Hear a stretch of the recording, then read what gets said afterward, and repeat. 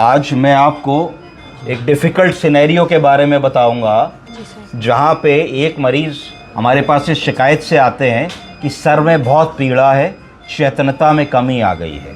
जब आप हिस्ट्री लेते हैं तो आपको क्या पता लगता है? बताइए, पढ़िए इसको, बताइए बाबूजी, इनको पढ़ने दीजिए। हाँ,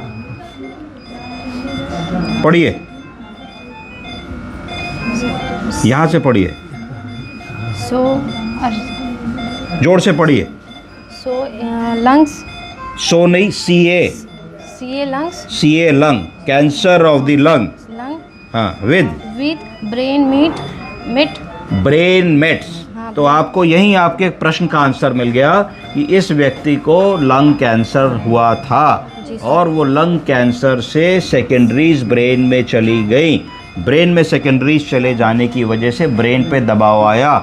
ब्रेन पे दबाव आने की वजह से मरीज़ की चेतनता कम हो गई, उसको उल्टी मचली लगने लगी, उसकी अलर्टनेस कम हो गई, सर में दर्द होने लगा। फिर और with type 2 DM, with HINT, hypertension, with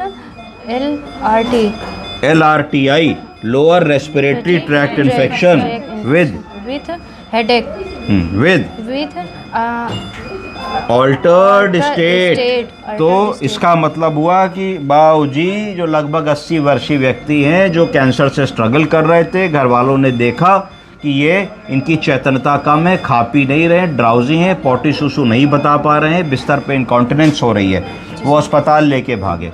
तो ऐसे केस में हमें क्या करना होगा? ऐसे केस में हमें ये समझना होगा कि हम किस सिचुएशन से डील कर रहे हैं, क्या डिस्कनेक्ट है। तो डिस्कनेक्ट है ब्रेन में सेकेंडरीज।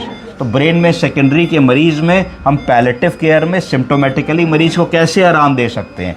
इसको कहा जाता है सेरिब्रल, बोलिए, सेरिब्रल डीकंजेस्टेंट थेरेपी। इसका मतलब है कि अगर हम कुछ ऐसी दवा दे दें कि ब्रेन की सूजन कम हो जावे, तो ब्रेन की जब सूजन कम होगी तो ब्रेन को एक्सपैंड करने के लिए जगह ज़्यादा मिलेगी। जब ब्रेन एक्सपैंड करेगा तो ब्रेन के जो फंक्शंस सप्रेस हो रहे थे, दब रहे थे, वो वापस आ जाएंगे। जी सर। तो सेरिब्रल डीकंजेस्टेंट थेरेपी का मतलब है कि हम ऐसी दवाएं देंगे जो ब्रेन की सूजन को कम करती हैं। ऐसी कौन सी दवाएं हमको पता है जिनसे ब्रेन में सूजन कम होती है?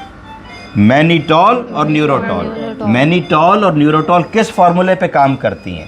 आप में से किसी ने किशमिश देखी है कि नहीं देखी है? खाई है?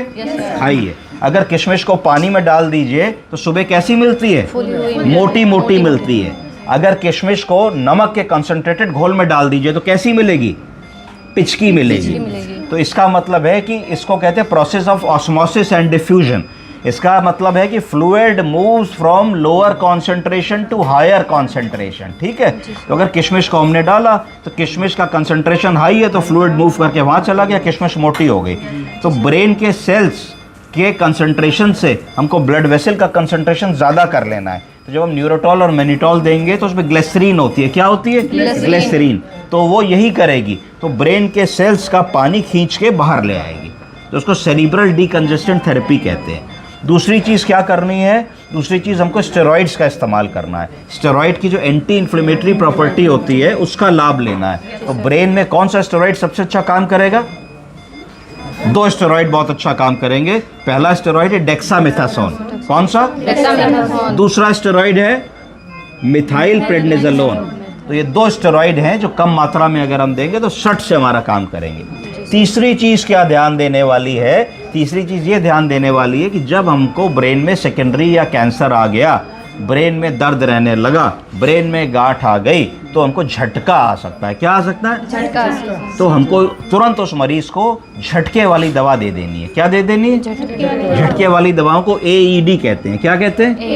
Anti epileptic drugs. Anti epileptic drugs जैसे ही आप लगा देंगे तो झटका नहीं आएगा। तो आपने तीनों काम कर लिया। आपने उसकी जो है सूजन कम कर दी, दर्द कम कर दिया, एंटी इन्फ्लेमेटरी दवा दे दी, झटके की दवा दे दी, मरीज आपका अगले दिन उठ के बैठ गया। बाबूजी कैसा लग रहा है आज आपको? बहुत ही बढ़िया था। आराम आ गया? नई जिंदगी मिली है। अरे नहीं, नई जिंदगी तो ऊपर वाला देता है, पर आप खुश हैं आज। हम लोग खुश हैं। आपको क्रिसमस की शुभकामनाएं। बहुत बहुत आज 25 तारीख है। हाँ, बहुत बहुत अभी आपके साथ केक साझा करेंगे हम लोग, रम केक खाएंगे।